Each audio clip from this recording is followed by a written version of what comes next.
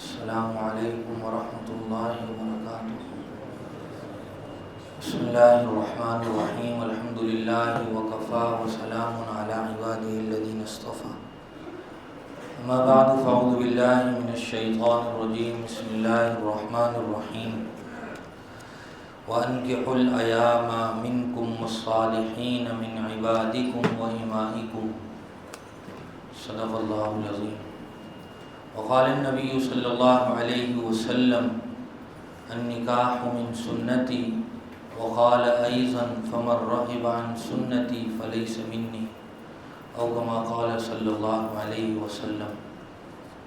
محترم بزرگوں، دوستوں، میرے دینی اور ایمانی بھائیوں، اللہ تبارک و تعالی نے اس دنیا میں حضرت آدم اور حوا کے واسطے سے انسانی سلسلے کو جاری فرمایا۔ پوری انسانیت کی یہ دونوں حضرات بنیاد ہیں۔ اللہ تعالیٰ نے سب سے پہلے حضرت آدم علیہ السلام کو پیدا کیا اور گویا انسان کو اس دنیا میں اپنا نائب اور خلیفہ بنایا، اور پھر انہی کے واسطے سے اللہ تعالیٰ نے حضرت حوا کو پیدا کیا۔ چونکہ انسان مدنی الطبع ہے، جس کا مطلب یہ ہے کہ انسان تنہا نہیں رہ سکتا، اسے رہنے کے لیے اپنے ہی جیسے دوسرے انسانوں کی ضرورت ہوتی ہے۔ تو اللہ تعالیٰ نے انسان کی اسی فطری ضرورت کا لحاظ رکھتے ہوئے حضرت آدم کے ساتھ حوا کو شامل فرمایا، اور گویا ان دونوں کا نکاح ہوا، اور ان دونوں کے واسطے سے پھر پوری نسل انسانی کا سلسلہ چل پڑا، جس کا تذکرہ اللہ تعالیٰ نے سورہ نساء کی سب سے پہلی آیت میں کیا ہے۔ یا ایھا الناس اتقوا ربکم الذی خلقکم من نفس واحدہ وخلق منها زوجها وبث منہما رجالا کثیرا ونساء واتقوا اللہ الذی تساءلون به والارحام۔ اللہ تبارک و تعالی نے انسان کی جتنی بھی فطری ضرورتیں ہیں سب کا لحاظ رکھا ہے۔ اللہ تبارک و تعالی نے انسانی فطرت کو دبایا نہیں ہے، بلکہ اس کو صحیح رخ دیا ہے۔ انسان کی فطری ضرورتوں میں کئی چیزیں شامل ہیں، جیسے کہ انسان کھاتا ہے، پیتا ہے، یہ دونوں اس کی بنیادی اور فطری ضرورتیں ہیں۔ اللہ تعالیٰ نے کسی بھی انسان کو یہ نہیں کہا کہ تم کھاؤ ہی مت اور تم پانی بھی نہیں پی سکتے ہو، بلکہ اللہ تعالیٰ نے ان دونوں ضرورتوں کو صحیح رخ دیا، اور اس میں کیا کھانا ہے، کیسے کھانا ہے، کتنا کھانا ہے، کن چیزوں کو کمانا ہے، یہ ایک صحیح ڈائریکشن دی ہے اور صحیح رخ دیا ہے اللہ تبارک و تعالیٰ نے۔ پینا ہے تو پانی پینا ہے، شربت پینا ہے، شراب نہیں پینا ہے، الکوہل نہیں پینا ہے، یہ انسان کی صحیح اور بنیادی فطرت کا لحاظ ہے۔ اسی طرح انسان کی تیسری اہم اور بنیادی فطری ضرورت ہے خواہشات نفسانی کا حصول۔ اللہ تبارک و تعالیٰ نے اس کا بھی بھرپور لحاظ رکھا ہے۔ کسی بھی انسان کو اللہ تعالیٰ نے بلا وجہ شادی کرنے سے اور نکاح کرنے سے منع نہیں فرمایا ہے، بلکہ باقاعدہ اس کے فضائل بیان فرمائے، شادی کے نتیجے میں ہونے والی ذمہ داریوں سے آگاہ کیا، اور کس سے شادی کرنی ہے، کس سے نہیں کرنی ہے، اس کا حکم اللہ تعالیٰ نے قرآن کریم میں اور جناب نبی کریم صلی اللہ علیہ وسلم نے اپنی احادیث میں بیان فرمایا۔ لیکن یہ نہیں کہا کہ تم شادی ہی نہیں کر سکتے۔ یہی وجہ ہے کہ جن دھرموں میں مختلف لوگوں کو بھی شادی سے روکا گیا تو نتیجہ یہ ہوا کہ وہ غلط راہوں کے مسافر بن گئے۔ ہم اگر کرسچینٹی کا مطالعہ کریں تو ہمیں پتہ چلتا ہے ان کے جو دھارمک گرو ہوتے ہیں، جن کو پوپ کہا جاتا ہے یا یہ کہ پادری کہا جاتا ہے، ان کے اپنے دھرم کے لحاظ سے ان کے لیے شادی کرنا منع ہے۔ حضرت عیسیٰ علیہ السلام کے دور میں باقاعدہ یہ ایک عبادت ہوا کرتی تھی کہ کوئی آدمی دنیا کے جھمیلوں سے بالکل الگ تھلگ جا کر کسی پہاڑ کی غار میں پناہ لے لے اور اپنے آپ کو شادی سے بھی دور رکھے، یہ گویا عبادت کا ایک بڑا پیمانہ تھا۔ اور آج بھی جو پادری ہوتے ہیں ان کے دھرم ہی کا یہ حصہ ہے کہ وہ شادی نہیں کر سکتے ہیں۔ تو نتیجہ وہ ہوا کہ جو نہیں ہونا چاہیے تھا۔ اگر ہم روزانہ کی اور ہر سال کی شائع ہونے والی خبروں اور آرٹیکلز کو پڑھیں جو اس موضوع پر لکھے جاتے ہیں تو پتہ چلتا ہے کہ فلاں چرچ کا جو پوپ تھا اس نے صرف 1 سال میں اتنی مرتبہ بدکاری کی ہے اور اتنی مرتبہ زناکاری جیسے سنگین جرم میں وہ مبتلا ہوا ہے، اس کی ایک بہت بڑی تعداد ہے۔ اسی طرح ہمارے ملک میں جن لوگوں کی سب سے بڑی تعداد ہے، جو میجورٹی میں ہے، ان کے بھی دھرم کا کچھ یہی حال ہے۔ ان کے یہاں جو سنیاسی ہو جاتا ہے اور جو گویا اپنے آپ کو دھرم کی خدمت کے لیے بالکل خالص کر لیتا ہے، تو اس کے لیے بھی پھر شادی کرنا منع ہو جاتا ہے، وہ شادی نہیں کر سکتا ہے۔ اگر ہم بنیاد میں جا کر دیکھیں تو یہ انسانی فطرت کو ناجائز طریقے سے دبانا ہے اور اس کی خواہشات کو کچلنا ہے۔ یہی وجہ ہے کہ اگر ہم آج بھی دیکھیں تو مٹھوں میں اور ان گفاؤں میں، یا یہ کہ ان دھارمک استھلوں میں جو کچھ ہو رہا ہے وہ ہم میں سے کسی پر بھی مخفی نہیں ہے۔ آنے والی روزانہ کی خبریں ہمیں بتانے کے لیے کافی ہیں۔ لیکن اللہ تبارک و تعالیٰ نے مذہب اسلام میں چاہے وہ کسی بھی شعبے، قبیلے، قوم اور علاقے سے تعلق رکھتا ہو، شادی جیسی اور نکاح جیسی عظیم چیز سے بالکل منع نہیں کیا، بلکہ صحیح رخ دیا، اس کے فرائض سکھائے اور صحیح تعلیمات سے آگاہ کیا۔ چاہے وہ کتنا ہی بڑا اسلامک اسکالر ہو، کتنا ہی بڑا وہ قائد ہو، اور چاہے وہ بالکل غریب انسان ہو، اسی لیے اللہ تبارک و تعالیٰ نے شادی کو اتنا آسان بنایا ہے۔ یہ بھی ایک عظیم خوبی ہے مذہب اسلام کی کہ اللہ تبارک و تعالیٰ نے انسان کے لیے جس چیز کو جتنا ضروری سمجھا اس کو اتنا ہی آسان کر دیا۔ ہم اگر تم چاہیں تو صرف 5000 میں نکاح جیسے اس عظیم فریضے کو ادا کر سکتے ہیں۔ اگر کسی آدمی کے پاس 5000 بھی نہ ہو تو صرف 1000، 2000، 2500 کی ادھار مہر پر بھی نکاح کر کے آدمی اپنے گھر کو بسا سکتا ہے اور ہمیشہ کے لیے اس عظیم اور خوبصورت بندھن میں بندھ سکتا ہے، بشرطے کہ ہمارے پاس صحیح معنی میں وہ جذبہ ہو اور مخلصانہ وہ عظیم کام کرنے کا ہمارے ذہن و دماغ میں داعیہ ہو، تو ہم اس عظیم ذمہ داری سے بہت کم پیسوں میں عہدہ برا ہو سکتے ہیں۔ اتنا ہی نہیں بلکہ جناب نبی کریم صلی اللہ علیہ وسلم نے ایسے نکاح پر باقاعدہ فضیلت بیان فرمائی۔ ان اعظم النکاح برکہ ایسرہ مؤونہ، حضور نے فرمایا کہ وہ نکاح بہت بابرکت ہوتا ہے جس کا بوجھ جتنا زیادہ کم ہوتا ہے۔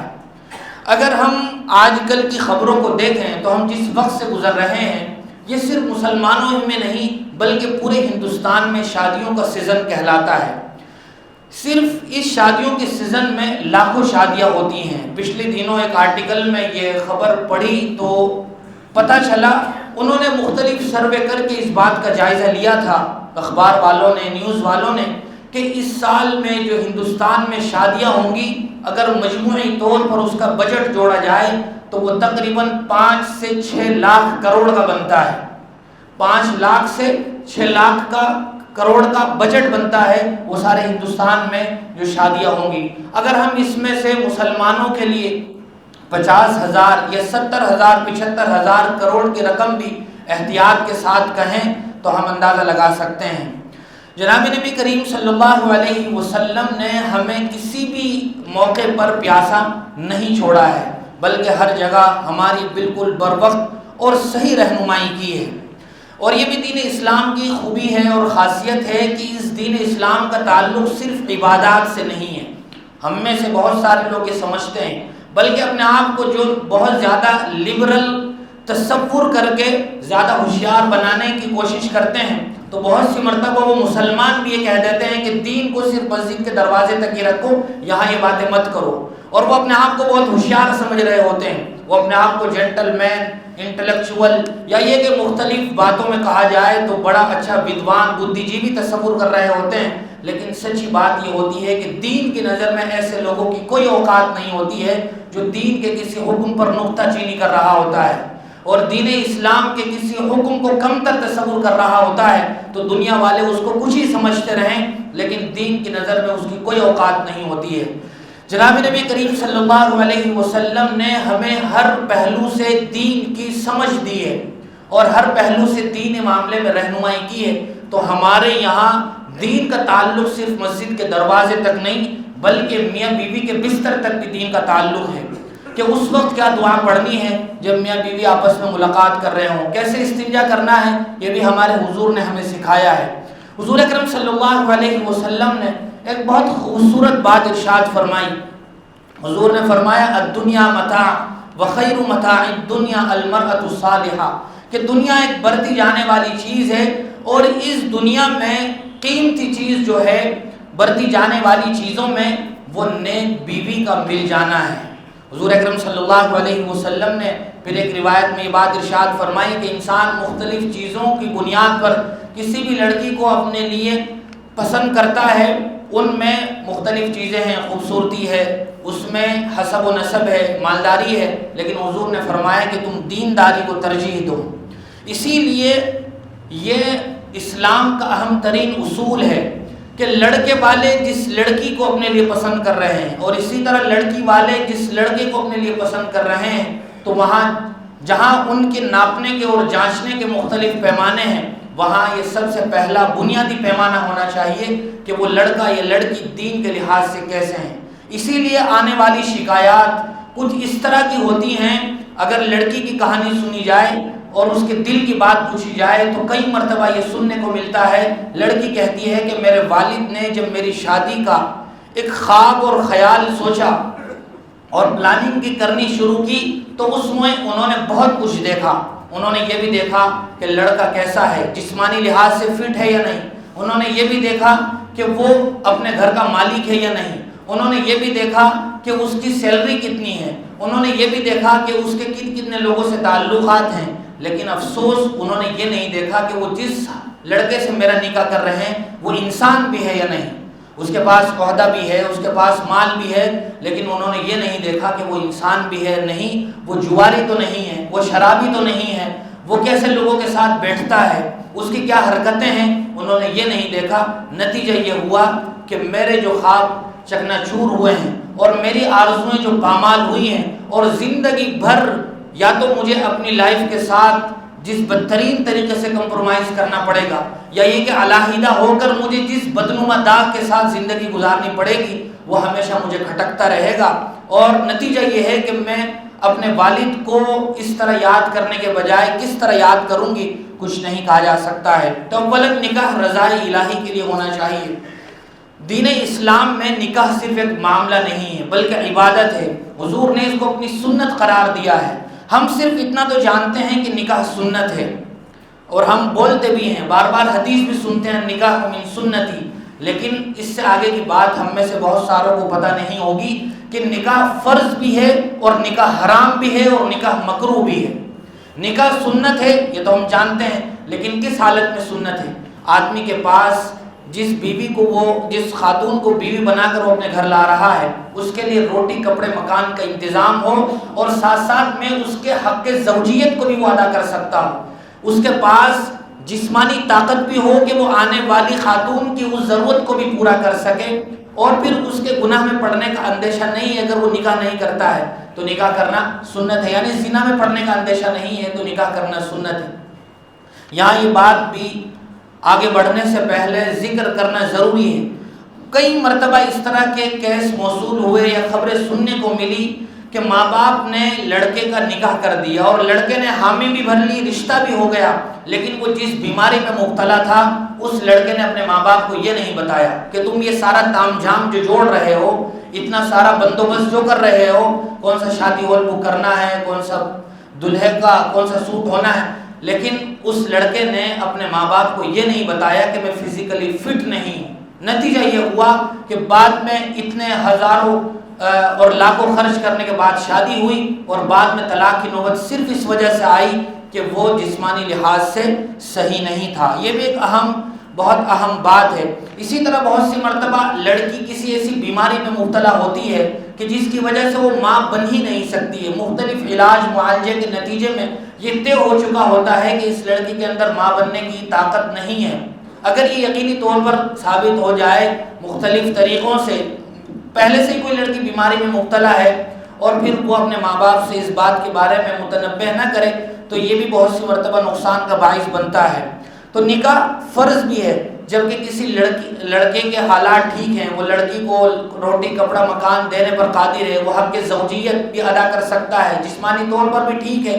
اور اس کے شادی نہ کرنے کے نتیجے میں اس کے زناکاری میں پڑنے کا یقینی طور پر اندازہ ہے، تو پھر ایسے موقع پر نکاح کرنا فرض ہو جاتا ہے، اور نکاح کرنا حرام ہو جاتا ہے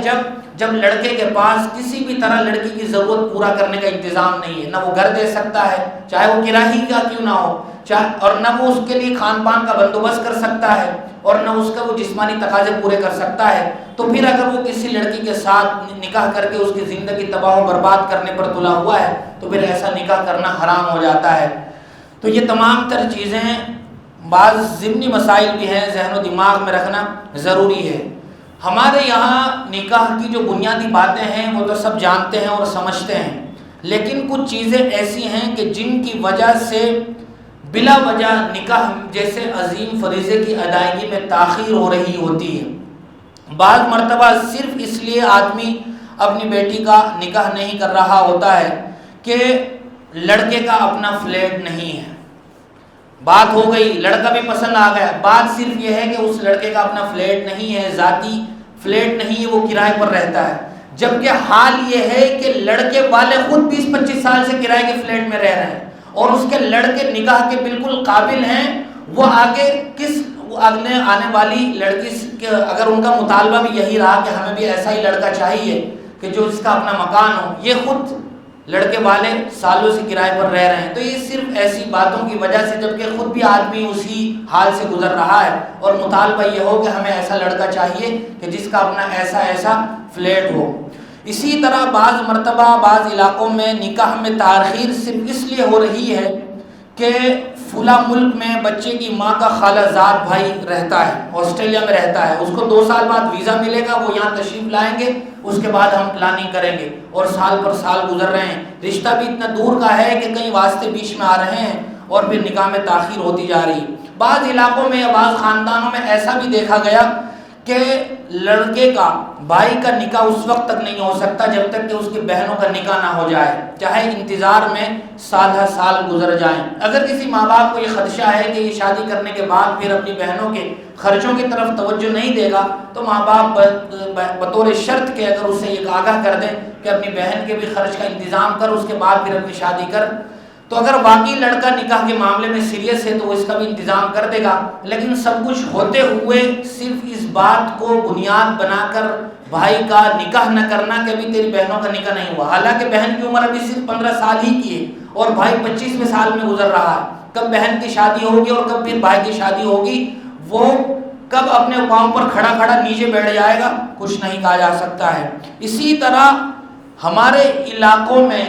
ہونا تو یہ چاہیے تھا کہ جس قدر تعلیم بڑھ رہی ہے، ایجوکیشن کوالیفیکیشن لوگوں کا بڑھتا ہی چلا جا رہا ہے، ایک کے بعد دوسری ڈگری، دوسری کے بعد تیسری ڈگری، مختلف ڈگریاں اکٹھی کر لی ہیں، لیکن کہا جائے تو پڑھے لکھے جاہل ہونے کی مثال ہے، جہالت وہی ہے، وہی خاندانی پرانی غلط رسمیں پرمپرائیں وہ ہمارے معاشرے اور سوسائٹی سے نکلنے کا نام نہیں لے رہی۔ ہمارے معاشرے کی حالت کچھ اس طرح کی ہے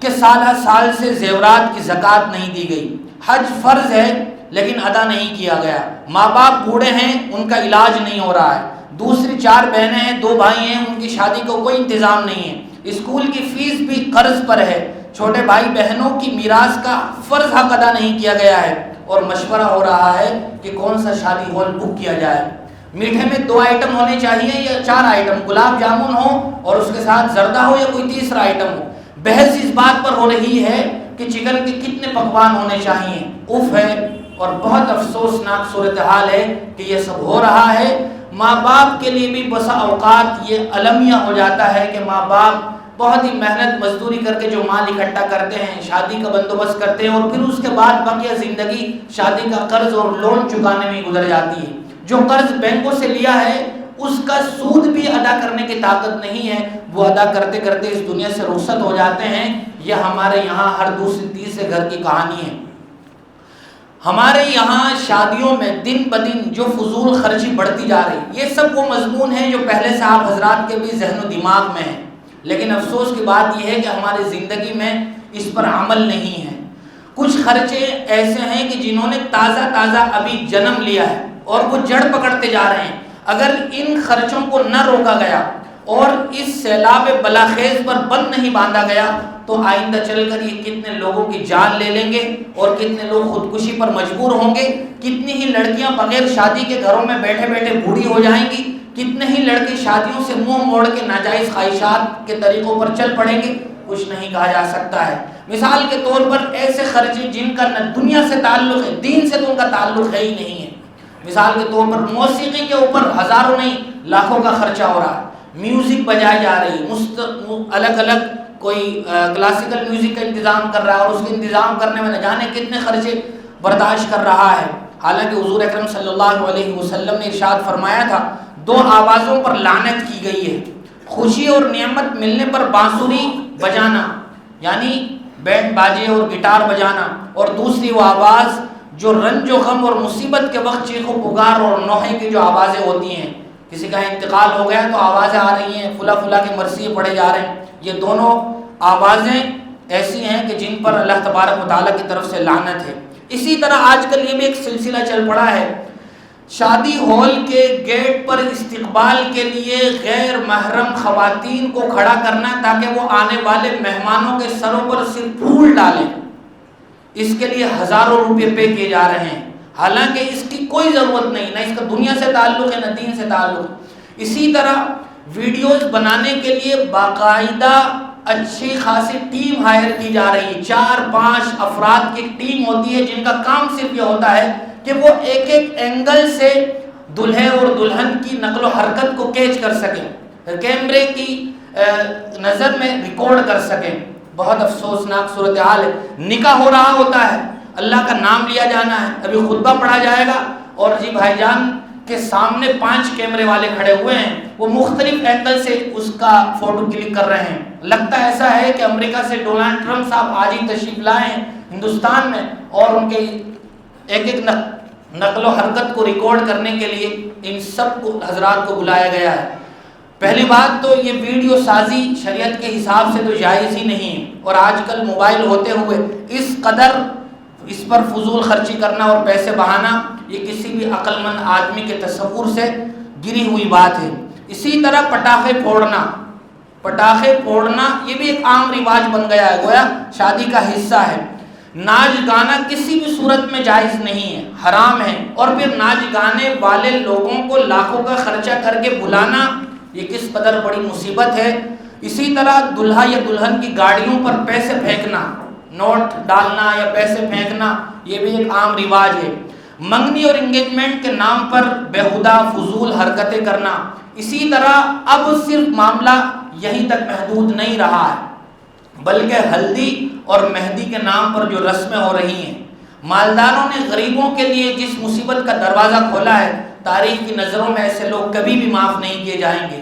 انہوں نے غریب ماں باپ کے لیے جس بڑی مصیبت کا دروازہ کھولا ہے اور اس کی وجہ سے کیا کچھ نقصانات ہو رہے ہیں، مالدار لوگ تو ان خرچوں کو اپنے شوق پورا کرنے کے لیے دین سے بھی سروکار نہیں ہوتا ہے، لیکن آئندہ چل کر جب یہ چیزیں معاشرے اور سوسائٹی کا حصہ بن جاتی ہیں اور جڑ پکڑ لیتی ہیں تو پھر یہ کس قدر گرابار ہوتی ہیں کچھ نہیں کہا جا سکتا۔ آج کل اسی طرح شادی ہال میں اسکرین لگی ہوتی ہے، لمبی چوڑی اسکرین لگائی ہوئی ہے اور اس میں دکھ رہا ہے، خواتین والا حصہ بھی دکھ رہا ہے، مردوں والا حصہ بھی دکھ رہا ہے، چلتے ہوئے دکھ رہا ہے۔ اس کی کیا ضرورت تھی؟ کوئی بھی عقل مند آدمی اس ضرورت کا کوئی بھی حساب کتاب کر سکتا ہے کہ اس کی فلاں ضرورت ہے۔ اسی طرح بارات کی وجہ سے لڑکیوں پر غیر ضروری بوجھ، بسیں بھر کر بارات لے جانا۔ پچھلے دنوں ایک صاحب نے واقعہ سنایا کہ دین و شریعت کا لحاظ کرتے ہوئے میں نے اس بات کا خیال کیا کہ میں اپنے لڑکے کی جب بارات لے کر جاؤں گا بارات کے نام سے تو اس میں صرف 5 یا 6-7 لوگ ہوں گے، تو خاندان کے بہت سارے لوگ ناراض ہو گئے کہ ہم نے تو اس دن کے لیے یہ والا سوٹ سلوایا تھا، ہمیں بھی تم نہیں بلاؤ گے تو کیا ہوگا؟ تو اس کی وجہ لڑکی والے زبردستی نہ چاہتے ہوئے بھی سماج کے دباؤ میں یا لڑکے والوں کے دباؤ میں ہاں کر دیتے ہیں، لیکن پھر ان پر کس قدر خطرناک مصیبت آتی ہے اور کس قرض سے وہ گزرتے ہیں اور کس درد سے وہ گزرتے ہیں، اس کا حساب تو اس لڑکی کے ماں باپ بھی جانتے ہیں، لیکن یہ لڑکے والے صرف اپنا دم خم دکھانے کو اور سو کولڈ معاشرے میں اسٹیٹس کو برقرار رکھنے کے لیے بسیں بھر کر لے جاتے ہیں اور پھر مختلف قسم کے پکوانوں کا مطالبہ، ساتھ جانے والوں کے لیے مختلف لفافے اور مختلف طریقوں کے الگ الگ جوڑے۔ اس کی وجہ سے لڑکیوں کے لیے جس طرح کا بوجھ ہوتا ہے وہ جان سمجھا جا سکتا ہے۔ اسی طرح ولیمے میں فضول خرچی کرنا، ولیمہ نکاح کا اہم ترین سنت کا ایک عمل ہے، لیکن اس کے لیے بھی شریعت میں اس بات کا کوئی حکم نہیں ہے کہ ولیمے کی سنت جب تک ادا نہیں ہوگی جب تک اس کے لیے بہت بڑا شادی ہال بک نہیں کیا جائے گا، ہزاروں لوگوں کو دعوت نہیں دی جائے گی۔ تو اس سنت کا نام لے کر اور اس کی آڑ میں بھی جو کچھ ہو رہا ہے وہ بھی درست نہیں ہے۔ سنت کی ادائیگی کے لیے جتنی آدمی کی حیثیت اور ہمت ہو اتنے پر ہی اکتفا کرنا چاہیے، اس کے لیے بینکوں سے لون لینا اور پھر قرض لینا یہ بھی تباہ کن ہے۔ اور جہالت کا عالم یہ ہے، ہماری جہالت کا عالم یہ ہے کہ اگر نکاح کے موقع پر ایک مرتبہ کہا گیا کہ وکیل کون بنے گا، تو وہ بھائی جان انتظام کر رہے تھے کسی ایڈوکیٹ کا اور ڈھونڈتے پھر رہے تھے کہ کون ایڈوکیٹ ہے۔ یہ تو ہماری جہالت کی انتہا کا عالم ہے۔ اور اسی طرح